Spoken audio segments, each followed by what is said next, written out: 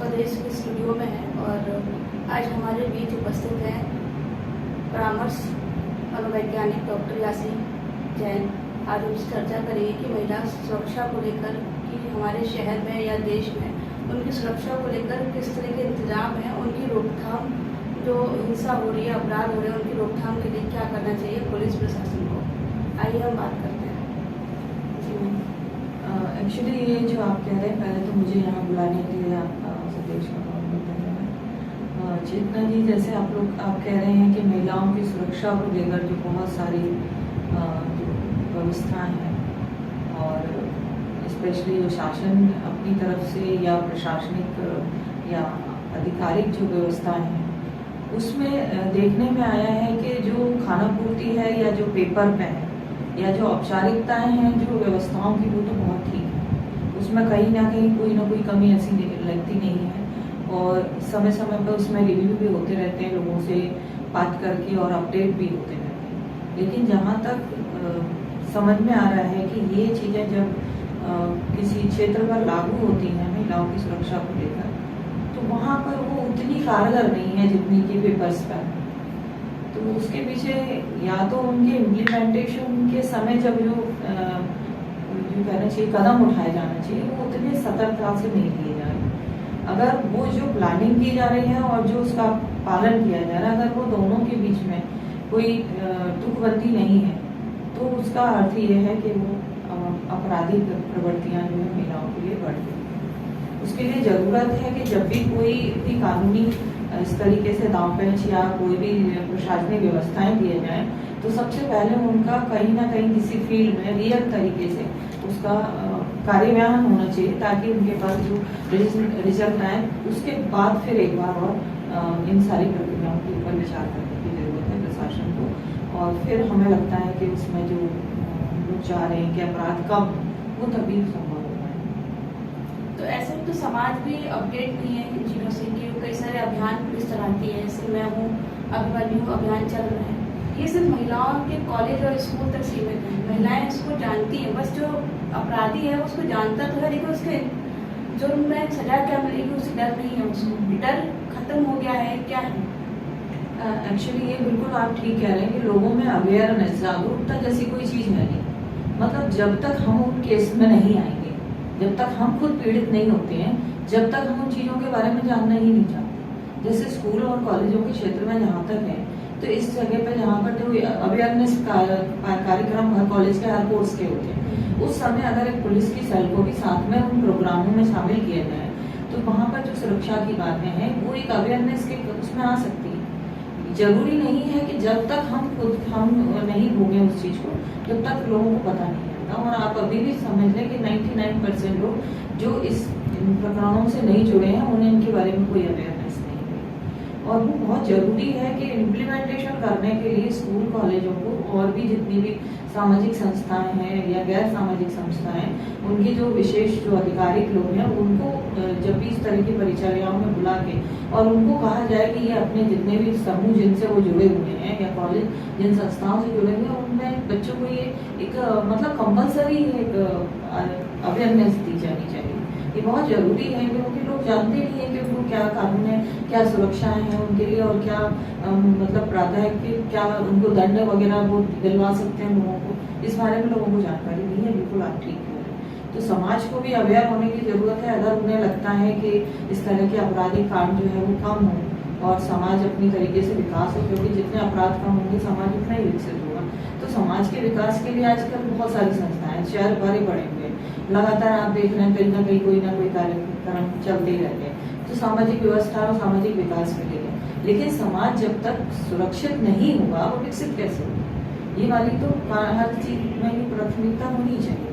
तो बहुत जरूरी है कि जितने भी संस्थाएं हैं उनको जो भी दर्ज है, जब भी इस तरह के कानून बनाए जाएं, तो उनको प्रॉपर तरीके से जब भी मीटिंग हो, तो इन लोगों के जो आधिकारिक लोग हैं जो इनको चला रहे हैं, उनको उसमें बुलाया जाए और उनको बताया जाए कि अगर आप संस्थाएं चला रहे हैं तो आपको लोगों को ये बातें उनकी सुरक्षा से लेकर जो जुड़ी हुई है उसके बारे में जरूरी जानकारी देना ही चाहिए।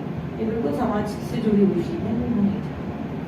अपराधी बनने के लिए लोगों की मानसिकता क्या होती है? जैसे मान लीजिए एक यूथ है, युवा है, स्कूल भी जा रहा है, कॉलेज भी जा रहा है, लेकिन तब भी वो अपराध कर देता है। ऐसा क्यों होता है? एक्चुअली अपराध, जैसे अभी कहा कि अवेयरनेस नहीं है, तो कई जगह ये अवेयरनेस भी नहीं है कि ये काम करना भी मतलब कानूनी उसमें आ रहा है कि आप ये अपराध है। कई बच्चों को ये पता भी नहीं है कि अपराध जैसी चीज है। उसके पीछे घर की जो अपनी सोच है, पेरेंट्स की सोच है, या जो रिश्तेदार हैं, ये जितने भी लोग हैं, ये मिलकर जब एक बच्चे को तैयार करते हैं, उसकी मानसिकता को तैयार करते हैं, तो वहां पर ये बात उनको बहुत जरूरी बताना है कि आप जो व्यवहार कर रहे हैं वो कौन सा व्यवहार सामान्य उसकी श्रेणी में आता है और कौन सा आपराधिक श्रेणी में आता है। जैसे लड़कियों के संग छेड़छाड़ होना, कोई भी इसको अपराध नहीं मानता था पहले कि ये तो मामूली सी बात है, कोई बात नहीं। अगर लड़की घर जाके शिकायत कर रही है कि मेरे को आज कुछ लड़कों ने, तो वो ये कहेंगे कि तुम अपना रास्ता बदल दो, या फिर तुम ढंग से कपड़े पहनना सीख लो, या जरूरत क्या है रात को देर तक आने की, या जरूरी क्या है कि आप सड़क के बीच में कई दोस्तों की संग या सहेलियों की संग बातें करें। मतलब ज्यादातर जो है वो वहां पर इस बात को लेकर कि हमें अवेयर होकर अपने लिए कोई रास्ते वहां खड़े करना चाहिए, बचाव की बात कही जाती है। तो इससे जो लोग कर रहे हैं, जो अपराध कर रहे हैं, उनको एक सीधा सीधा आप मौका दे रहे हैं कि भाई हम बचाव कर रहे हैं, आपको करना तो आप करते हैं। तो इस तरह की श्रेणी से जब भी अपने जैसे बच्चे हैं बात कर रहे हैं, पेरेंट्स को लगातार इन चीजों को वॉच करने की जरूरत है, खासतौर से घर के लड़कों को, कि भाई वो जैसे घर में लड़कियां हैं तो पहले घर की बच्चियों को जब तक वो अपना एक प्रोटेक्शन नहीं देंगे, उनके अंदर ये फीलिंग नहीं आएगी कि ये बहन मेरी है और बाहर के जो लड़कियां हैं वो भी किसी न किसी की बहन है। तो ये वाली जो अंतर जो लड़के और लड़कियों को लेकर जो परिवारों में है, वो कहीं ना कहीं बहुत सारे अपराधों को धीरे धीरे जन्म देने लगता है। अब उसको ये लगता है कि ये तो कोई मामूली सी बात है, छेड़ना ये कोई बात नहीं। सेक्स के जितने भी केसेस आ रहे हैं या रेप के जितने केस आ रहे हैं, उसमें जाता है तो अपराधी मानने को तैयार ही नहीं होता है कि उसने कोई ऐसा काम किया, तो इसलिए वो अपराध मान ही नहीं रहा ना उस चीज को। तो जब तक हमने कहा ना कि समाज के विकास के लिए हम विकसित होने के लिए क्या कर रहे हैं, वो तो ठीक है, लेकिन समाज को सुरक्षित कराना, समाज को स्वस्थ मानसिकता देना, विचारशीलता देना भी तो हम लोगों का काम है, चाहे वो परिवार हो या समाज की और संस्थाएं। परिवार से ही संस्कार की बात होती है कि बेटा और बेटियां भेदभाव नहीं करना है। अगर बेटी है, बहन है, उसको किस तरह बात मान सम्मान से बात करनी है, तो कहीं ना कहीं कमी देखने को मिलती है कि परिवार में ही भेदभाव देखने को मिलता है। तो इस पर क्या कहेंगे आप? देखिए, लड़के और लड़कियों के भेदभाव की जो विचारधारा है वो काफी पीढ़ी दर पीढ़ी चलती आ रही है, और मुझे लगता है कि अब ये वो पीढ़ी है जहाँ पर ये भेदभाव बिल्कुल खत्म हो जाना चाहिए। क्योंकि सीधी बात है कि अगर आप सिर्फ ये चाह रहे हैं कि बेटा होने से आपका बात का समय, आपका जो बुढ़ापा है वो बहुत अच्छे से गुजरने वाला है, तो अगर इस मानसिकता से पेरेंट है कि अगर भाई हमारे पास तो बेटा रहेगा, बेटी तो शादी होकर चली जाएगी, लेकिन आप आज की दशा में बताएं, जितने भी आंकड़े हैं उसमें ये कह रहे हैं कि 82 से 87% तक लोग जो लड़के हैं वो अपने परिवारों में नहीं रह रहे, यानी पेरेंट्स अकेले हैं और वो बच्चे नौकरियों के चलते हुए दूसरे शहरों में। तो इस मानसिकता से तो पेरेंट्स को उभर जाना चाहिए कि चाहे लड़का हो या लड़की, सबको अपने अपने तरीके से अपने अपने आगे बढ़ने के लिए रास्ते निकालना पड़ेंगे। वो लौट की जरूरी नहीं है कि वो आपके साथ में रहे। अगर आपको साथ में रहना है तो आपको अपनी मानसिकता बदल के उनके संग, उनके एडजस्ट करने के लिए, उनके घरों में रहने के लिए पेरेंट्स को तैयार होने की जरूरत है। यानी पूरी की संस्था, जो सामाजिक संस्थाएं थी, वो पूरी तरह से अब करवट ले चुकी है। मतलब लड़के ना ही लड़के साथ में रहेंगे और ना ही लड़कियां रहेंगी। आपको लाइफ के आखिरी तक खुद को सुरक्षित करने के लिए, आश्रित करने के लिए आपको खुद रास्ते पेरेंट्स को ढूंढना पड़ेगा। तो ये वाली मानसिकता से अब शायद अब जो भी पेरेंट्स इनको मान रहे हो कि लड़का हमारे घर रहने वाला है, तो इनसे ऊपर जाना चाहिए, क्योंकि लड़के भी अपने आगे विकसित होंगे, पढ़ाई करेंगे और उनको जहाँ नौकरियां मिलेंगी वो वहाँ स्थापित होंगी, ना कि अपने शहर में लौट के स्थापित होंगे। तो ये सीधी सीधी बात है कि जहाँ पर ये बात सोची जाती थी कि लड़कों से ही मुक्ति मिलेगी, तो वो सब चीजें भी आपको मालूम है कि विदेशों में चले गए तो 4 दिन तक तो पेरेंट्स जिनकी डेथ हो जाती है उनकी डेड बॉडी नहीं रखी जाती और वो लौट के भी नहीं आ पाते। ऐसी हजारों घटनाएं हम लोग रोज पढ़ते हैं। तो ये है कि अब हम अच्छे संस्कार दें बच्चों को कि वो हमारे लिए एक सॉफ्ट कॉर्नर रखें और लौट के हमारे घरों के लिए लौटें। वो एक अलग मुद्दा है, लेकिन उससे लड़के और लड़की के बीच में भेदभाव जैसी बातें होना चाहिए, मुझे नहीं लगता कि आज की संस्था के या समाज के जो सामाजिक संस्था है, उनकी परिवार भी एक सामाजिक संस्था है, उसके ऐसे कोई नॉर्म्स होना चाहिए। बिल्कुल इसके लिए मैं और एक मनोवैज्ञानिक होने के नाते और एक सोशलिस्ट होने के नाते मुझे नहीं लगता कि परिवारों की अब ये विचारधारा बदलना चाहिए, चाहे लड़के हों या लड़कियां, दोनों को ही एक अच्छे संस्कारों की जरूरत है ताकि वो एक स्वस्थ और सफल समाज का निर्माण कर सके, जिसमें कम से कम अच्छी संस्कृति को हम एक धरोहर के रूप में अगली पीढ़ियों को सौंपते जाएं और फिर जो अगली पीढ़ी आए वो अगली को सौंपे। इस तरीके से एक ऐतिहासिक वृत्ति में तो समाज बन सकता है, और नहीं तो धीरे धीरे समाज विनाश की तरफ है। और जिस तरह के क्राइम और जिस तरह की घटनाएं बढ़ रही है उसमें ये पूरे इंडिकेशन है। अगर अभी भी लोगों की सोच नहीं बदली तो बहुत मुश्किल है कि हम परिवार जैसी संस्था को भी बचा के। मैम ये तो हमने समाज और परिवार की बात कर ली, अगर हम लड़की की बात करें, एक महिला की बात करें कि हम जब कोचिंग जाते हैं, स्कूल से आ रहे हैं, लौट रहे हैं, रास्ते में लड़के निकल रहे हैं, तंज कस दिया, कोई छेड़छाड़ कर दी, और हम घर गए और बता दिया घर पे कि पेरेंट्स को कि ऐसा ऐसा हुआ, तो चुप रहने की बोलते हैं उसको, तो उसको बेटी को इस पर क्या एक्शन लेना चाहिए, लड़की को क्या एक्शन लेना चाहिए, क्या वो पुलिस में जाकर कंप्लेंट करे या क्या करे, आप उनको क्या मैसेज देना चाहेंगे?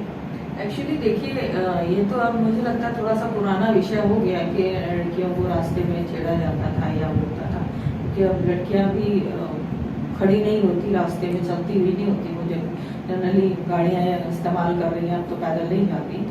और वो ट्रेंड भी शायद पुराना हो गया है कि मतलब आप सीधा सीधा जब लिविंग में रिलेशनशिप है तो वो तो बहुत पीछे चली गई बातें और उसमें बहुत समाज आगे चला गया है। नहीं, वो हाल ही की घटना है, कामनी डाटा लड़की थी, उसको उसका बॉयफ्रेंड या कोई भी हो बात नहीं मान रहा था कि वो उससे शादी करे या तो उनसे बातें उससे कह रहा था, और उसने आकर उसके सिर पर सरिया मार दिया, वो आज हॉस्पिटल में एडमिट है। तो इस विवाद पर ऐसी कई घटनाएं हैं जो होती हैं, जैसे अक्षय का भी घटना हुई थी कुछ टाइम बाद, तो उसमें तो उसकी माँ भी जा रही थी थाने तक भी कंप्लेंट नहीं की गई, और अगर लड़की को खुद अगर स्टेप लेती तो क्या लेती, वो पुलिस तक शायद बच जाती, अगर पुलिस पर कंप्लेंट नहीं करती तो बच जाती, तो इस पर क्या कहना है? देखिए, पुलिस में कंप्लेंट दर्ज होना तो एक बहुत बड़ी बात, मतलब होना ही चाहिए।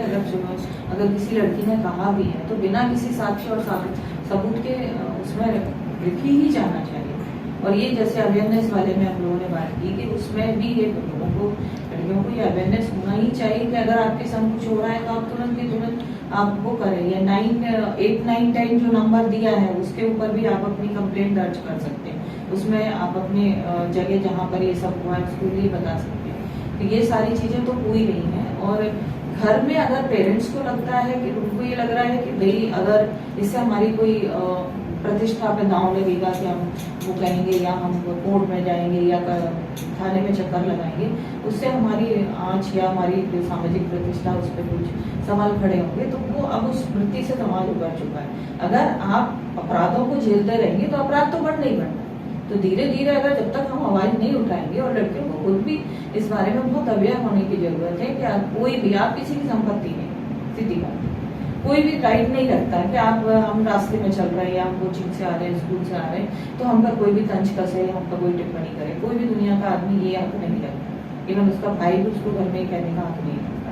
तो ये अवेयरनेस तो होना ही चाहिए। दूसरी बात है कि जो मैं एपीबी के जो प्रोग्राम होते हैं, एडोलेसेंट प्रोग्राम वगैरह से मैं भी काफी समय से जुड़ी हुई हूँ, जो स्कूलों में लगातार चले जा रहे हैं, उसमें हम लड़कियों को लगातार ये बात कह रहे हैं कि भाई आप अपनी सुरक्षा को लेकर खुद को, जिस तरह आपसे पढ़ाई लिखाई कर रहे हैं, आपको लग रहा है कि ये हमारे आगे बढ़ने के तरीके हैं, उसी तरीके से बहुत सारे रास्ते और हैं जो आपकी सुरक्षा की बात करते हैं, जिसमें कराटे हैं या बहुत सारे ऐसे सेल्फ डिफेंसेस के मैकेनिज्म हैं जिनको हर लड़की को सीखने की जरूरत है। और सीखने के लिए अपने अंदर एक विश्वास भी रखने की जरूरत है, क्योंकि जनरली ये वो लड़कियां शिकार होती है सड़क में जिनके अंदर आत्मविश्वास की कमी होती है। तो आत्मविश्वास तो भरपूर स्कूलों को भी टाइम पे देना चाहिए, और लड़कियों को खुद भी अगर वो आगे बढ़ने के सपने देख रही है कि हमें साइंटिस्ट बनना है या डॉक्टर बनना है या इंजीनियर बनना है, तो उसके साथ साथ अपने पैरल अपनी सुरक्षा के लिए भी इंतजाम करने की खुद को जरूरत है। क्योंकि हर जगह पेरेंट्स खड़े नहीं होंगे, हर जगह टीचर नहीं होंगे, भाई बहन हर जगह नहीं होंगे।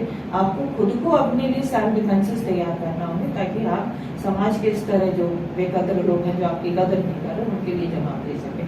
तो बहुत जरूरत है उसके लिए कि अवेयरनेस मतलब भी दी जानी चाहिए। हर लड़की के लिए जरूरत है कि जैसे पहले होता था कि भाई घर के काम आना चाहिए, उसी तरह आप सुरक्षा की बात भी होनी चाहिए कि आप कहीं भी हैं, रात को नाइट ड्यूटीज में भी जैसे डॉक्टर्स हैं, पैरामेडिकल फील्ड्स में जो लड़कियां हैं, नर्सिंग वगैरह में काम कर रही हैं, वो नाइट ड्यूटी से भी आती हैं, नाइट ड्यूटी सिटी में भी होती है।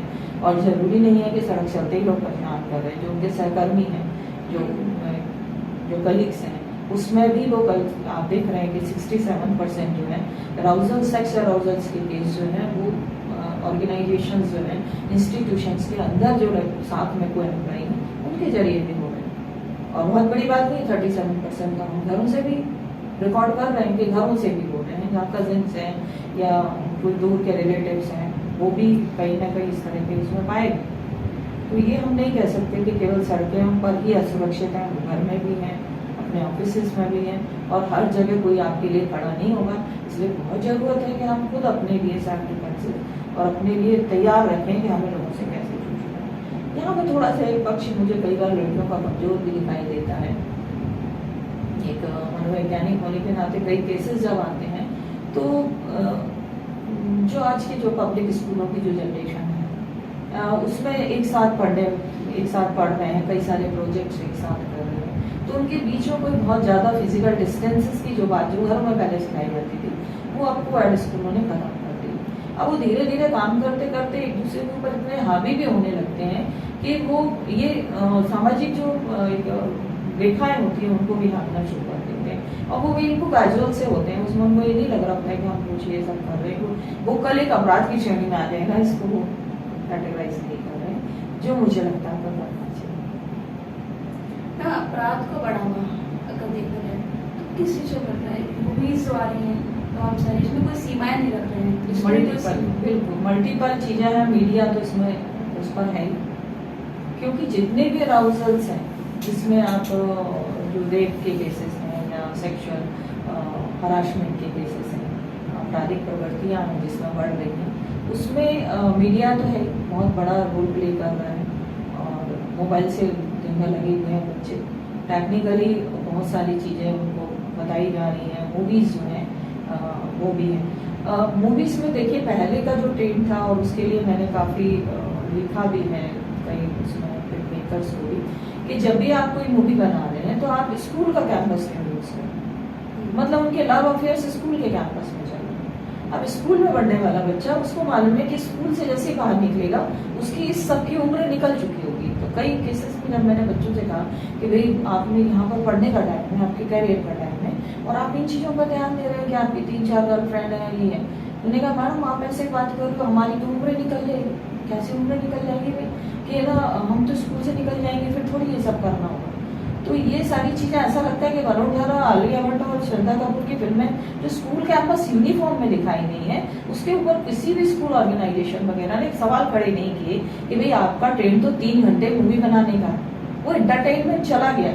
लेकिन कई साल जैसे पहली बात तो कि इसमें बहुत प्रिकॉशन हो, जब हमें याद है हमारे समय जब मूवीज होती थी तो उसमें एक सर्टेन एज के बाद होता था, जैसे हेमा मालिनी, अमिताभ बच्चन एकदम न्यू वो नहीं थे कि मतलब पोस्ट एडोलेसेंस नहीं था, 17-18 साल नहीं था, तो हर किसी के दिमाग में था कि ये सारा काम करने की उम्र ये नहीं, ये कॉलेज से निकलने की बात है या कॉलेज की तरफ की बात है। तो एक जो आप यंग जनरेशन जो बहुत अभी मैच्योर नहीं हुई है, मतलब कच्चा दिमाग है जिसका, उसके अंदर आप जो ट्रेंड मीडिया परोसेगा, धीरे धीरे उनकी एटीट्यूड बनने लगे हैं। और ये बहुत ज़रूरी है यहाँ पर ये लोगों को, जितनी भी सामाजिक संस्थाएं इस क्षेत्र में काम कर रही हैं, किस तरह की मूवीज़ का या इस तरह के उनका पूर्ण विरोध करें कि स्कूल कैंपस जो है वो बच्चों के लिए ये सब दिखाने के लिए बिल्कुल ना हो। कॉलेज में होता था पहले, ठीक है, उस समय तक 24-25-23 साल तक में मैच्योर हो जाता था, उसके लिए समझ में आता था कि कौन सा दोस्त होना चाहिए या नहीं होना चाहिए। 15-16 साल का बच्चा जिसे अभी खुद के बारे में नहीं पता और वो इस तरह के उसमें मतलब अपना टाइम बोल रहा है, क्यों कर रहा है, जबकि वो उसके करियर स्पेंड करना होता है। तो ये बहुत ज़रूरी है। इसके लिए मुझे नहीं लगता कि बहुत सारे उन्होंने कि मैं अपनी तरफ से काउंसलर थे, हम लोग एसोसिएशन है काफ़ी दिनों से इस बारे में लगी हुई है कि भैया बहुत यंग एज के जो माइंड है उनको इस तरह के उसमें ना दिखाएं, भले ही थोड़ा सा एज के उसमें दिखाएं, क्योंकि अगर आपको लगता है कि इस तरह की मूवी को दिखाए बिना समाज से में अपना आप मतलब अपना ये जो प्रोफेशन है वो नहीं चला सकते, क्योंकि उसी से यंग माइंड को ही जोड़ना है, क्योंकि वही पॉपुलेशन ज़्यादा है।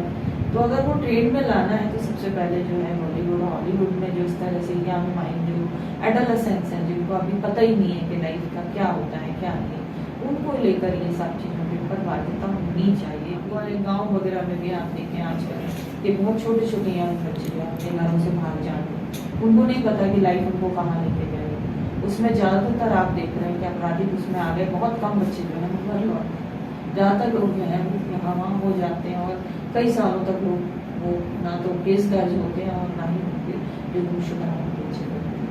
तो कहीं ना कहीं वो इस इन्फ्लुएंसेस में रहते हैं कि बाहर की दुनिया बहुत खूबसूरत है, तो 3 घंटे की ज़िंदगी उन्हें लगता है कि उनकी पूरी ज़िंदगी है। जबकि रियलिटी जब फेस करते हैं, ज़िंदगी फेस करते हैं, तब समझ में आता है कि नहीं, हम पर घर छोड़ के आए जो वो सब कुछ मिल रहा था और दुनिया में उनको सिर्फ एक सजा मिलेगी और कुछ नहीं। ये बहुत ज़रूरी है। मैम आपने किसी ऐसे अपराधी या फिर किसी ऐसे बच्चे की काउंसलिंग की जो इन सब चीज़ों से जूझ रहा हो, इस तरह का कुछ केस डिस्कस करना चाहते हैं? वैसे कोई पर्सनल केसेस होते हैं, लेकिन फिर भी हैं ऐसे एक्चुअली जो केसेस इस तरह के आते हैं जो अपने वॉलेंटियर केस होते हैं, जिसमें खुद आता है क्लाइंट के उसके संग ये प्रॉब्लम है, तो वो उसको जो आप कह रहे हो ना, वो अपराधी उसमें श्रेणी में रख के नहीं देख रहा, वो अपनी एक ट्रेंड बता रहा है कि उसको ऐसा लगता है। जैसे एक लड़की ने कहा कि उसको लगता है कि 1-2 दिन तक तो वो किसी लड़की के संग अच्छी रिलेशनशिप में रहता है, फिर उसको लगता है कि नहीं ये तो वो नहीं है, अब बदल देना चाहिए। तो वो उसने मुझे बताया कि उसके 1.5 साल में करीबन 17 जो है लड़कियों के साथ अफेयर है, उनमें से कई के साथ उसकी रिलेशनशिप भी है। तो उससे पूछा कि तो वो कहता है नहीं, मेरे को पहले में ऐसा लगा कि वो मेरी बात को नहीं समझ रही, दूसरे में शायद लड़ाई हो रही थी ना, उसकी बात हो रही थी। तो मैंने कहा ये आपका बिहेवियर पैटर्न आपको लग रहा है ये अपराधी उसमें जा रहा है? तो बोला नहीं, ये तो मेरी सोच है। तो इस तरीके से बहुत सारे बच्चे हैं जिनको ये पता ही नहीं है कि ये जो आप बार बार बदल रहे हो लोगों को या अपनी मानसिकता को बार बार बदल रहे हो, धीरे धीरे आपको लोगों के दिल दिमाग पर, देखिए इस तरह के रिलेशनशिप में आप दिमाग पर हावी होते हैं, फिर दिमाग से बार बार बाहर निकलना। बाद में जो बची हुई जिंदगी है 17, 18, 20 साल के बाद आपकी 70 साल 50 साल जितनी बची हुई जिंदगी है, वो ये सारी चीजें उसके ऊपर इफेक्ट कर रही है, ये वो अभी नहीं जाना। और फिर धीरे धीरे क्या होता है कि जब इन चीजों की आदत पड़ने लगती है तो अपराध भी कोई बड़ी चीज नहीं रह जाता, इन चीजों के लिए होना है, मतलब वो करने लगते हैं। जैसे छोटी चीज को चोरी करना, थोड़े दिन बाद लगा कि इससे तो कुछ फर्क नहीं पड़ा, दूसरी चोरी वो होती है। तो एक हमारे इसमें क्लैप्टोमेनिया करके वो होता है कि चीजों को चुराते हैं या वो करते हैं, धीरे धीरे उनको ये आदत पड़ती जाती है। कई बड़े घरों के बच्चे भी इसमें इन्वॉल्व होते हैं। अब क्यों है? क्योंकि उनको इसमें मजा आ रहा था। एक्चुअली वो अपराध है ये चीजें, तो या उनको इसकी जरूरत है नहीं है। एक बात जरूरत की समझ में आती है कि चीज हमारा नहीं है और हमने किसी की चीज ली, तो वहां तो समझ में आता है कि चोरी का कोई उद्देश्य है। यहाँ पर हमें सिर्फ इसको इसलिए करना है कि मुझे इसमें मजा आ रहा है।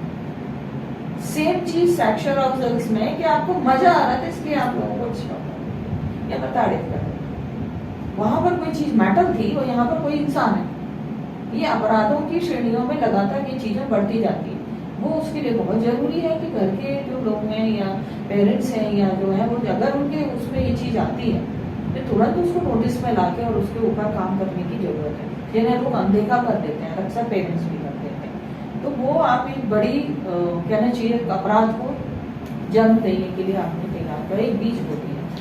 तो बहुत लेकिन अब जो जिस तरह की असंवेदनशीलता समाज में दिख रही है, तो मुझे ऐसा लगता है कि अब ये चीज़ें बहुत बढ़ेंगी और हम लोगों को इससे डिक्लेरेशन भी हो चुका है कि ये अपराध जैसी चीज़ें, जो बहुत सारी चीज़ें अपराध में आज तो कल के दिन अपराध से बाहर निकल जाएंगी, क्योंकि वो लोगों की रूटीन की चीज़ें और विकृतियाँ समाज में धीरे धीरे इससे बढ़ेंगी।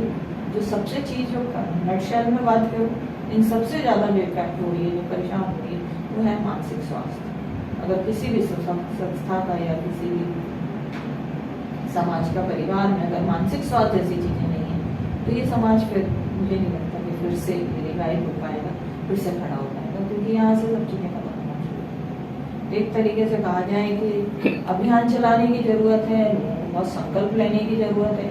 इस तरह की छोटी छोटी प्रवृत्तियों में अगर वो उनको एक सहज मानते रहे, जीवन का हिस्सा मानते रहे, तो कल के दिन ये बड़ी विकराल और विकराल होती जाएंगी और हम लोग तमाशाहीन होकर इस बिखरे हुए समाज को देखते रहेंगे। इसके अलावा हमारे लिए ऑप्शन बचता है। विचार का विषय है। मैम ये पूरा आपका करियर में सबसे ज़्यादा केसेस कौन से आते हैं आत्महत्या के या मानसिकता खराब हो रही है लोगों की इस तरह के देखा जाए, क्योंकि आप तो जेल में रहते हो और लोगों से बातचीत करते हो, वहाँ के अपराधियों से बातचीत करते हो, क्यों क्या एक सेंटर पॉइंट देखने को मिलता है, क्या चीज़ है जिस पर उसको सही करने पर बाकी सब चीज़ें सही हो जाएंगी? जो बहुत सारी चीज़ों में मैं जनरली बात कर रही हूँ, जो मोर देन 60% से ज़्यादा जो केसेस हैं उसमें एक्चुअली एक एग्रेशन बहुत बड़ा विषय है जिसमें आक्रामकता है। और आक्रामकता धीरे धीरे जो शॉर्ट टेम्पर्डनेस होती है, छोटा छोटा गुस्सा हो, गुस्से को पहले क्या करते हैं घर के लोग उसके अगेंस्ट खड़े होते हैं, नहीं होता तो उसको छोड़ देते हैं कि तुमको जो करना हो करते रहो, चिल्लाना चिल्लाओ और बाकी लोग अपने आप को अलग कर लेते हैं। धीरे धीरे वो और ज़्यादा बढ़ता जाता है, उसको मैग्नीट्यूड उसका बढ़ता है और धीरे धीरे वो आक्रामकता उन चीज़ों को तोड़ना फोड़ना शुरू कर देता है, फिर लोगों को मार पिटाई शुरू हो जाती है। ये एक सबसे बड़ी आपराधिक वो है, क्योंकि एग्रेशन जितना बढ़ता है, आक्रामकता जितनी बढ़ती है, सेक्स अब्यूजर्स भी उतने बढ़ते हैं। यानी एक आक्रामक व्यक्ति एक रेपिस्ट हो सकता है और वो किसी का मर्डर कर सकता है, वो कहीं बम फेंक सकता है। मतलब ये सबसे ज्यादा जो पुरानी घटनाएं हुई हैं कि बच्चों को जो आक्रामकता शुरू में दिखाई दे रही है, उसको अगर वहीं नहीं रोका गया तो समाज की सबसे ज्यादा बुराइयां जो है इस उसके साथ में आती है। इसमें आप छोटी छोटी लड़ाई झगड़े तो बहुत छोटी बात है, खुद मतलब सुसाइड करना, मर्डर कर देना, या कई लोगों को जैसे अभी जो उसमें घटना हुई, जो ट्रेन में घटना हुई, मामूली से एक आक्रामकता की थी, जो लोग नहीं भी थे उसको भी लोग उसका शिकार हुए। तो जो आज के समय में मैं यहाँ पर किसी उसको वो नहीं कर रही हूँ, लेकिन आज का जो यूथ है उसको जिस कदर गंदे ढंग से जहर घोला जा रहा है उनके दिमाग में, और हम लोग सोच रहे हैं कि हम किसी एक कहना चाहिए पार्टी के संग खड़े होकर बात करें या दूसरी के संग खड़े होकर बात करें। मैं किसी दल की बात नहीं कर रही हूँ, वो कोई ओवरऑल ये बात है कि आज हमारे घर में भी यंग बच्चे हैं, उनके दिमाग की मानसिकताएं जिस तरीके से बिगड़ गई, जिस तरीके से जहर घोला जा रहा है धर्म, राजनीति और इन सब चीजों को लेकर, क्या हमें नहीं लगता कि ये बाद में किस तरीके से बिगड़ेगा? आज का अगर कोई भी, क्योंकि जब जहर बोला गया तो जहर कोई किसी एक पर्टिकुलर उसमें नहीं रहना है, वो जहर दूसरे उसमें भी जाएगा, वो जहर फिर हमारी कम्युनिटी के अंदर भी कई सारी कम्युनिटी उनके अंदर भी आएगा। तो ये जहर घुलने वाली जो संस्कृति पैदा की जा रही है वो एकदम घातक होगी। और मैं खुद कह रही हूँ कि अगर कुछ सालों बाद हमारी जनरेशन हमसे एक सवाल करेगी कि आप उस समय क्या कर रहे थे, क्या कर रहे थे, ये सब हो रहा था, और निस्संदेह हम लोग उस समय जवाब देने की स्थिति नहीं है। हम कितने भी इंटेलेक्चुअली हाई हों, समाज की व्यवस्थाओं में अपने आप को बड़ा भागीदार समझ रहे हो, लेकिन इस बार अपने आप को बिल्कुल गलत महसूस करते हैं और एकदम निशाए से खड़े देख रहे हैं कि ये जहर घोला जा रहा है, हमारे सामने घोला जा रहा है, हम कुछ नहीं। क्योंकि इस तरह की प्रवृत्तियां, चाहे वो ट्रेन में होने वाली घटनाएं हैं या मणिपुर में लड़कियों के संग जो घटना हुई है या जो भी ये सब चीजें हो रही हैं, अगर हम वो लोग देखते रहें तो कल के दिन हम लोग जवाब देने की स्थिति में नहीं रहेंगे। मतलब ये चीजें आम चीजें हो जाएंगी जैसे कि कोई बात ही नहीं थी। ये घटनाएं बिल्कुल नॉर्मल सी घटनाएं हो रही हैं और बच्चों को और सबको देखने का इनका रवैया भी बिल्कुल नॉर्मल हो रहा है। एक निर्भया का कांड था, उसमें पूरे देश की महिला शक्ति ने पूरे ने मिल के काम किया था, तब हमें एक कानून खड़ा करना, वो भी कई साल लगा। अब हम क्या कर चुप्पी साधे बैठे। आप बताएं ग्वालियर में किसी संस्था ने कैंडल मार्च भी निकाला उस घटना को, किसी ने नहीं किया। कोई धरने में बैठा कि महिला लड़कियों के संग ऐसा क्यों? क्या आदिवासी लड़कियां थी, या वो राज्य हमारे राज्य नहीं था, या वो हमारी तरह लड़कियां नहीं थी? क्यों सारी महिला जितनी भी संस्थाएं थी छोटी? तो हम कैसे माने कि सुरक्षा के नियम कानून को बनाते समय हम खड़े होकर कोई बात कर पाएंगे जब हमने एक ही नहीं? आपका कहना है कि अब जो महिला सुरक्षा के लिए जरूरी है कि सभी महिलाओं को आकर इसके खिलाफ आवाज उठानी चाहिए। मैम अब आप अपने विचारों को विराम देते हुए एक सिंपल सा एक मैसेज दे दीजिए महिलाओं को कि वो क्या स्टेप उठाने, एक्शन क्या होना चाहिए उनका? सुरक्षा हाँ। सबसे पहली बात तो आप लड़कियों को अपने खुद के सुरक्षित होने के लिए उपाय खुद ढूंढना। यानी पेरेंट्स अगर चाह रहे हैं कि वो कैरियर में बहुत बुलंदियां छुए, बहुत समाज में अपना एक प्रतिष्ठित स्थान है, तो सबसे पहले उसी पैरेलल तरीके से बच्चियों को अपने सेल्फ डिफेंसेस, अपनी सुरक्षा करने के लिए तैयारी करें। क्या क्या है, कौन कौन से रास्ते हैं कानूनी, उस तरीके से वो अपनी बात को रख सकती हैं, और कहाँ कहाँ पर उनके लिए कौन कौन लोग खड़े होते हैं जब वो इस तरह की घटनाओं में अपने आप को घिरा हुआ महसूस करती है। पहली बात। दूसरी बात है कि कोई भी लड़की अपने आप को कोई सामान या किसी के इस्तेमाल की चीज ना समझे। आप अपनी प्रतिष्ठा, अपनी अस्मिता की रक्षा खुद करें, अपने गुरूर को महसूस करें कि कोई भी आदमी आपको कैसे छू सकता है। आप अपना अस्तित्व को बचा के रखें, क्योंकि ये बहुत बड़ी बात है। आप ऐसे ही नहीं है कि कोई भी आपको छुए या करे। एक बहुत बड़ी दूसरी बात है कि महिलाएं अगर खुद परेशान है तो आप बढ़ चढ़ के उन लोगों के भी सुरक्षा के लिए अपना योगदान दें, क्योंकि एक उंगली दो उंगली और मिलकर मुट्ठी मिलती है। तो इस तरह से जितने भी संगठन है या जितने भी लोगों को जानते हैं, आप खुद भी खड़े रहें। जब आपको लग रहा है कि आपको जरूरत है, थोड़ा सा टाइम निकालें। अगर कोई लड़की पीड़ित होती है, अपनी बात उठा रही है, तो इससे क्या होगा कि दूसरे लोगों को बेवजह अपनी आपराधिक प्रवृत्तियों को बढ़ावा नहीं मिलेगा, और आप खुद जब एकजुट होकर एक ताकत बनते हैं तो निश्चित रूप से लोग आपसे करेंगे। ये बहुत बड़ी जरूरत है। उन चीज़ों को देखकर अनदेखा ना करें, और उसको किसी दल, किसी राजनीतिक दल से ना जुड़े। ये एक महिला की बात है, और आप एक महिला है तो आगे बढ़ के काम करने चाहिए। यहाँ पे मैं पुरुषों को लेकर कोई भी बात नहीं कर रही हूँ, लेकिन महिलाएं आज के समय में इतनी सक्षम है कि वो सब चीजें कर सकती है। आप अपने सेल्फ डिफेंसेस तैयार कर सकते हैं, अपना एक समूह तैयार कर सकते हैं, और अपनी बात कानूनी तरीके से उसमें रख सकते हैं। तो ये बहुत जरूरी है। बच्चियों को सेल्फ डिफेंसेस के लिए सेल्फ कॉन्फिडेंस तैयार करें, और सबसे बड़ी बात पेरेंट्स लड़कियों के ऊपर विश्वास करें, क्योंकि वो विश्वास नहीं कर रहे हैं, इसलिए भी कई प्रॉब्लम्स हो रही हैं। बच्चियां हैं जिस तरह से विश्वास करें। आपका बहुत बहुत शुक्रिया। आप इस वीडियो में है महिला सुरक्षा से लेकर चीज़ें बताएं, और ये महिलाओं को बहुत हेल्पफुल रहेगा किस तरह उनको कोई भी एक्टिविटी चीज़ें हो रही है उनको एक्शन दें। धन्यवाद।